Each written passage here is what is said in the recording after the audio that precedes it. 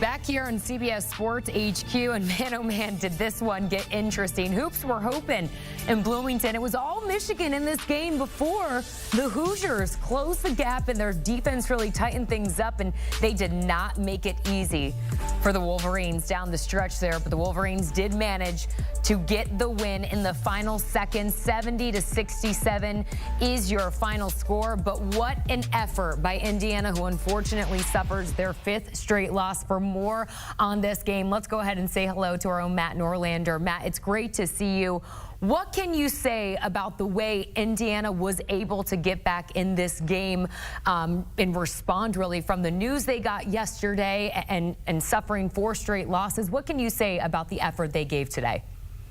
Well, I mean, it was a good effort. It wasn't the effort they needed in total, though. I mean, Umar Ballo was one of the more expensive players in the portal last season and last year's cycle, and he didn't show up big. Malik Renew, Mackenzie Mbako played well. It was nice and inspiring to see Indiana make a good push here. That's also, Michigan has had issues with holding big leads and really handling prosperity well. Now, it's done well in tight games, but there have been a number of games this season where Michigan has had a double-digit lead and salted that away. We saw that happen again here on the road. Semi-understandable, but the better team winds up winning, finding the way to the win. You had Wolf with 20 in addition to Vlad Golden, Trey Donaldson, East providing 18 points. That's a really dynamic offensive team. Wolf had a couple of just ridiculous plays down the stretch. So impressive by Michigan to get the win. For Indiana, and it wasn't in the tournament picture heading into the day, and now its prospects are even worse. It's still got a few more really tough games forthcoming, and so it's going to need a miracle run to turn its season around and make the NCAA tournament. There's a reason why we are where we are with Mike Woodson. Yeah. Most definitely. Well, Michigan manages to get the win, as you said. The better team won. Wolverines in the thick of this Big Ten title chase. They get another win now in conference play. And when you look at the stretch that they have, what else do they have to do to really close this gap? Because they will see Purdue and Michigan State in the next few weeks, who are 1 and 2 in the conference. What more do they need to do? Well, the Big Ten has got, Jordan, it's quite the awesome race that is developing right now. So I plan on being at the Michigan State game on Friday, February 21st, but it is next is home to Purdue, at Ohio State, home to Michigan State, at Nebraska, and then the back half has still got some challenges as well. I think that Michigan's going to have to, if it wants to win the Big Ten regular season championship, which I'll get to that in just one quick second here. If it wants to do that, it probably can't lose more than 3 games the rest of the way.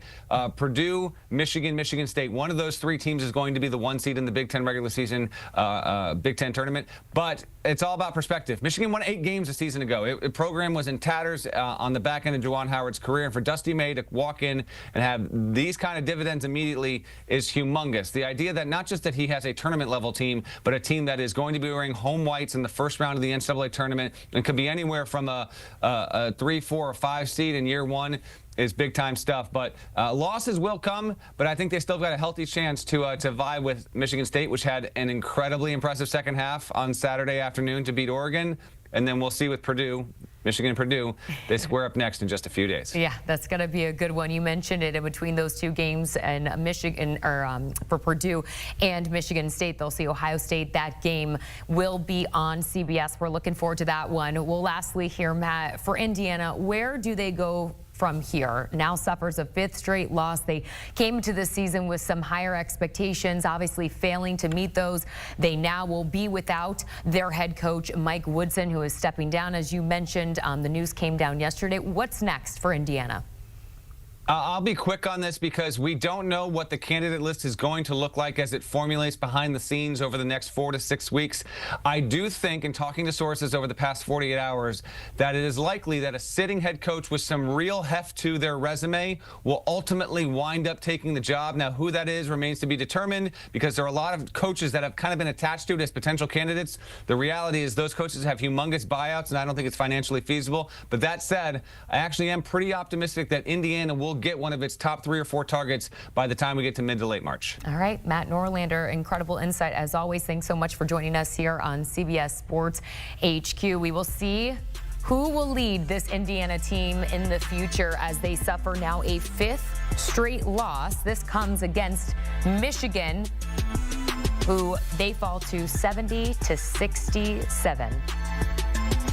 Let's go ahead now and welcome in our own Bill Raftery, who was on the call for this one, live from Bloomington. Bill, it's great to see you. Let's start with your initial takeaways from this game. Just a lot of emotion, really, from yesterday to find out about Mike Woodson's decision and coming in here. And you think of Dusty May, who was a manager. There were so many great storylines. And I just thought Indiana really responded great. This is a very good, talented Michigan team. But I just think Indiana, they showed that they got a lot of style, these kids, and rallied around their coach. It was very impressive. Yeah, I think we're all in agreement with you. I think we were all wondering how this Indiana team would respond after the news, obviously, that broke yesterday. As a former coach yourself, Bill, what would you say to this Hoosiers group as they carry on throughout the rest of their season? Well, he just continued. Yesterday's practice was spirited, involved. They paid attention. I think that's the way. Kids are much more resilient than we are as adults and coaches. It takes a couple of days to bounce back when you're a coach, particularly in an adverse situation like this. But I just think they just pursue game by game. For some kids, it might be the last 5-7 games that they'll ever play. So I just think they'll continue working and try and get a little bit better. I thought today was a vast improvement for some of the games of late.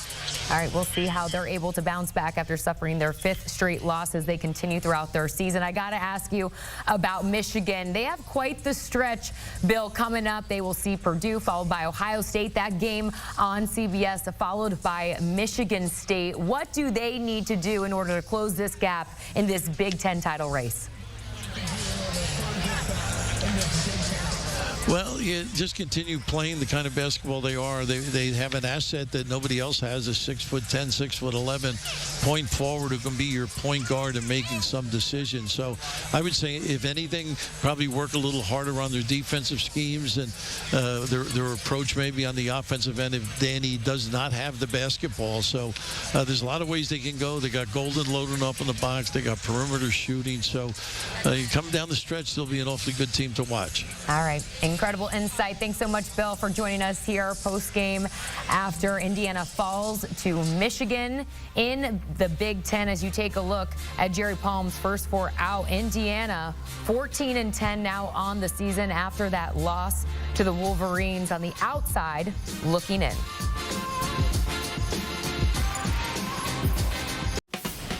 When you need your sports news all the time, we've got breaking news to bring to you. CBS Sports HQ gives you a snapshot of all the sports that matter to you. Big news coming out of the NFL. A lot of movement in the rankings this week. With highlights. What a finish at the final round of play. And in-depth analysis. Can they three-peat? Tony Romo joins the conversation. What can you say about this game? When you need your sports in a snap, we're bringing you that breaking news right here on HQ. Find it on CBS Sports HQ. Streaming free anywhere you are.